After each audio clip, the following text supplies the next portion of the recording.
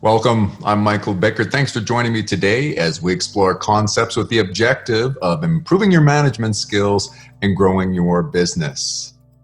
As always, at the beginning of the video, I ask you to pause the video, hit the space bar to pause that video so that you can grab a notepad and a pen, because I want you to make a commitment to jot down something that you will implement in your business today. Jot down an action item. We're going to come away from each one of these little sessions with some sort of action item, something that is going to be productive, something that you will act upon today.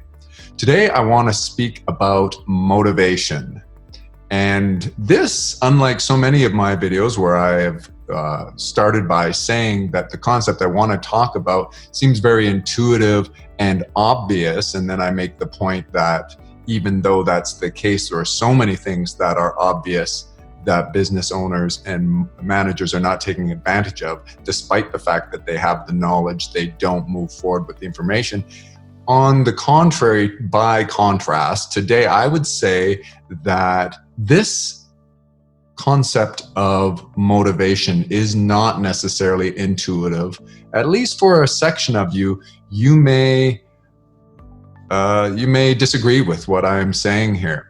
And that's perfectly fine. Leave some kind of comment and let me know what you think. But I am very committed to what I'm going to share with you today. And that is, well, first of all, I want to break it into two categories. Let's talk about motivation for yourself and your own motivation. And then let's talk about motivation as it pertains to your people, to your team, to the other stakeholders that affect your business. So the first concept, when we talk about motivation for yourself, I guess we have to define motivation. And I would define motivation. I intentionally did not look up the Merriam-Webster definition because I want to explain it from the lens that I'm explaining this from. I want to come at this from my perspective, and what I'm referring to in this video, in these concepts, is my definition of motivation. So I would describe motivation as an emotional stimulus to act, to do something, to produce something.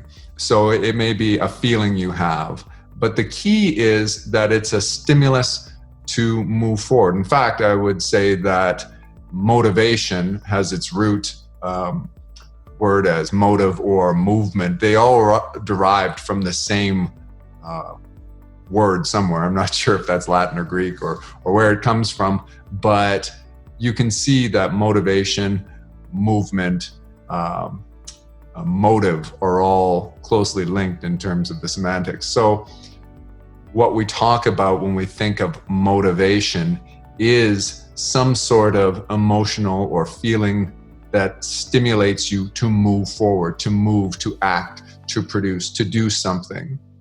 And maybe you tune in and you watch a video like this in hopes of being inspired and motivated. And I'm not sure if we can use those terms synonymously. I don't like to. I think that you can probably derive inspiration from other sources, but I'm here to tell you that motivation comes from within, okay? And so when you are looking for motivation, then there's a comment that I like to make, which is most people mistakenly believe that action follows motivation, when in fact the opposite is always true. Now you might say, well, you're talking out both sides of your mouth, because by definition you said it is a feeling or some sort of emotional stimulus that causes you to act. And so it becomes a matter of the chicken and the egg. And what I'm really trying to get across to you is that action, doing things in your business, productivity will actually bring about motivation for you. And it will come from within. So think about that first and foremost. Don't wait for a feeling. Don't wait for a time where, you have sort of this aha moment. Finally, it has arrived. My motivation is here. Now I can get started. Now I can do things. While you're waiting for that to happen, and it may never happen, you could be doing things and acting on your business immediately. And the thing you should do is act right now. That's why I start all of these videos by recommending that you take down a note and work on something actionable today, because I fundamentally believe that will be inspiration and motivational for you to move forward and do more. It all starts with doing something. So do something, and that's sort of like knocking over the first domino, which then creates the motivation. You feel, you get that stimulus from the pleasure, from the satisfaction and the fulfillment that you get out of doing something. When you look back at that, that gives you that fulfillment that brings about that feeling of motivation, and you want more of that. Now, I'm not a scientist, but I do understand that they refer to dopamine as the motivation neurotransmitter or hormone. So I believe dopamine is a neurotransmitter that causes you to want to act in a particular way. So it causes you to want to move. It is released by maybe some sort of something that you've experienced, and you feel good and you want more of that. And so dopamine makes you want to get more of something, so you act in a certain way. And when you think about what it is that drives people forward, we have to fundamentally understand that people act in their own self-interest. You have to understand that people act in their own self-interest. They're motivated by their own self-interest. And when you look to Maslow's hierarchy of needs, what are the things that we need? What are the things that motivate us? Well, we're going to be called into action to fulfill our needs and the needs of our loved ones. And so at the base level, it's essentially things that you require to live, like water, shelter, food, sleep. These types of things are very motivational. You need them. If I deprive you of them in some way, if you are deprived of them, you will be very motivated to seek those things out and seek the resources that lead to being able to provide those things for you. Once you have those basic needs met, then you'll seek to meet higher level needs, such as maybe entertainment, something to keep you occupied, and give you other forms of pleasure, and relationships. And then as we move up the ladder, you look to more luxurious items and things like that aren't really at the base of what your needs are. And those things may serve as motivational. But everybody has a different thing. When we sort of set aside the idea of Maslow's hierarchy of needs and then look at what motivates somebody individually in the context of business, in the context of life and success, everyone is different. So there is a mistake that business owners make and managers make, and they sort of assume that everyone's motivated by money. Or another common mistake is that people assume that others are motivated by the very same things that motivate us or you. So do not project your motivation, your sources of motivation, onto others and assume that it will be effective in getting them to move or act in a particular way that you want to have them, so that you can accomplish your objectives. That is not a reasonable assumption. Our motivations, our needs, what it is that fulfills us, differ from one person to another based upon our upbringing and what things have caused us that satisfaction. So some people definitely are very sort of money motivated, and I would argue that the money is a means to an end. There's something about the money. So perhaps they like to wear really nice clothing and brand names and expensive watches and drive fancy cars, or have a lot of status signaling items that they own, so that and maybe that is what the money means to them, and that is what sort of motivates them. And who knows why? Maybe they had an upbringing where they lacked those things, or they saw that people were getting what they perceived to be love and attention who had more of those things, and so it was more motivational for them to try to go out and get those things so that they could seek that love and attention. And maybe love and attention is the base of someone's motivation. Winning is often people who are very competitive and have this need to always win, win, win. That's a form of motivation. And you can see as you go through them, people have different things that motivate them. So some people are very motivated by getting people to like them and accept them. Others don't really place much value in that at all. So consider those things and do a little introspection, self-analysis, and figure out what motivates you. But the first thing I wanted you to accept as we discuss this today, as it relates to you, is that motivation will follow action. So start by doing something in your business immediately. Start by doing something in your life. Do things, and the feeling of productivity will lead to that feeling that you describe as motivation. You'll find yourself more and more motivated. Keep the ball rolling, okay? Get some momentum, and then you'll find that you can stay motivated, so to speak. It's not going to come from me. It's not going to come from someone else. That's not to say there's anything wrong with seeking information, knowledge, and forms of inspiration other places. I do it all the time. When you've done a really good job of organizing your life and putting first things first and working on the things that are most important to you and delegating things off your plate that aren't the best use of your time, you will occasionally find yourself with extra time on your hands. Maybe you've accomplished the top 2 things you need to do today. And that's where it is a good idea to maybe try to improve yourself, learn something, view a video such as this, go to one of the greats such as Stephen Covey or Peter Drucker, some philosophy, some Adam Smith economics. Try to look into some information, and that may inspire you. But if you think of it as motivating, we could sort of debate that. What I would say at minimum is that external sources of motivation are very fleeting. They have a very short shelf life.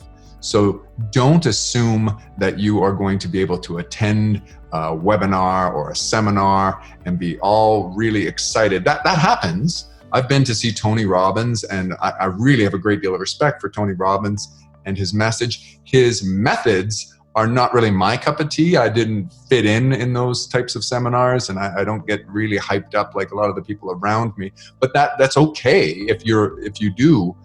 I quite enjoy going to things like that, and self-improvement. I do feel a stir inside, and I would, I guess, agree that you could say that is inspirational and maybe motivational, but it's very short-lived. And that's what I can tell you for sure. It is very short-lived. So what you have to do, the first concept that I want you internalizing from this video, is you have to act. You have to do something. And it may or may not be something that you came away from a particular webinar, seminar, or meeting, or discussion, or video, or book, or it doesn't have to. It's up to you. So you've created your own strategy for your business. You have your own objectives. Work on something. Just check off something. And if I can, I would advise you to do something difficult. Try to make it something that you're really procrastinating. Or if that just sort of deflates you and you find that demotivational, then try something really, really easy on the list. Check off something really easy on the list. I can tell you the extent to which there's difficulty associated with what you are able to check off your list, that will affect how much of that feeling of productivity and that feeling of satisfaction that you get. And so that's why I advise you, try to get on something, just bear down and really try something. As much as you hate it, as much as you don't want to do something and you've been putting it off, get it done and see what happens. You'll feel this sense of satisfaction. And from that, you can begin to get that ball rolling, create the motivation that we're talking about here, and have that motivation from within. Now, when we talk about motivating your people, I guess it should be no surprise by this point in the video that I don't believe that's possible. You cannot motivate your people to any great extent. You can't motivate them outside of, you might provide a little bit of inspiration, you might provide a little bit of desire for them to move, but it's very fleeting. So, you could try to motivate them with rewards, the carrot and the stick. I would say that speaking of Tony Robbins, he would argue that we make our decisions based on the avoidance of pain and the desire for pleasure. So we always seek to move forward towards things that give us pleasure and away from those things that give us pain. And so you might say, oh, well, then as a manager, I will use the carrot and the stick. And that's effective to a certain degree, but don't think you're going to motivate people by putting all sorts of incentives in place and all sorts of carrots and everything. You will find that you have created windfall situations where people are doing what's expected of them and getting even more because you're putting those things in place. And the same thing in terms of the stick. If you go too heavy on the stick, we do believe in accountability. You want to make sure that you're holding your people accountable. I would say that's more effective. Holding your people accountable for exceeding expectations is more motivating, or more effective at least, in getting desired results than always putting more carrots in place.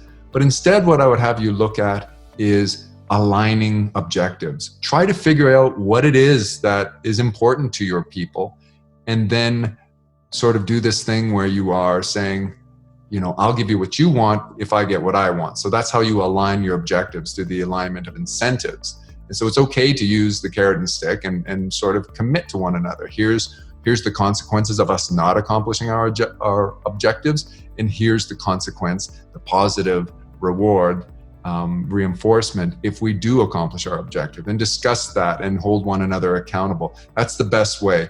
Don't try to go and rah your team up and expect them to be motivated. Don't hire a guy to come and try to do that for you. Oh, well, maybe I'm not motivational enough as a leader, so I will pay for all my people to attend a particular seminar or a particular meeting, or I'll bring in an external motivational speaker. I just don't believe in that. I used to be a professional fitness trainer, and people hired me to do a number of things. Sometimes people thought what they were hiring me for is motivation. And I used to tell them, any motivation I can give you will be very short-lived. And even when I was in personal training, and later I went into the retail sales industry of fitness equipment, I can tell you that motivation comes from within. It's not going to be brought about by an external source. And anytime it is, it's very fleeting, it's very short-lived. And instead, people need to look to within. So when you get back to talking about your people and your business, align objectives. That starts with communication. It also has to have an environment and a culture of trust. So ask your people to discuss it with you.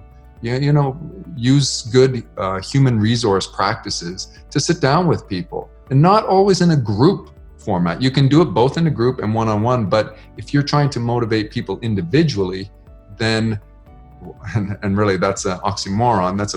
That goes against what I'm saying.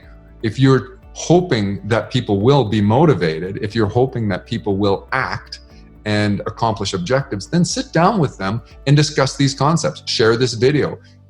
Make them realize they're not going to get their motivation from you. And if they're waiting for that before they act, that's wrong. Instead, have a discussion where you can partner up to create a culture where everybody is called to action and feels good about the accomplishment of objectives, and get to know people, understand what it is that makes them tick.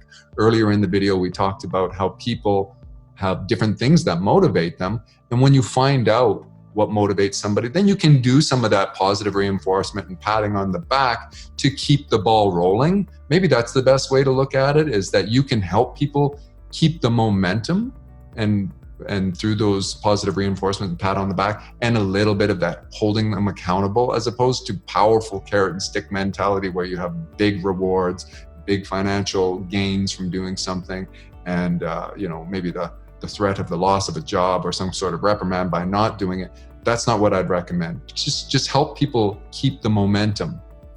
I will tell you this, that motivation is the strongest predictor of success. So if you were to surround yourself with a bunch of motivated people who have motivation in their life, they are going to be successful, and therefore you will likely be successful to the extent that you can align your objectives with theirs. And that means to make sure that they get what they want by helping you accomplish what you want as the manager, as the leader of the organization.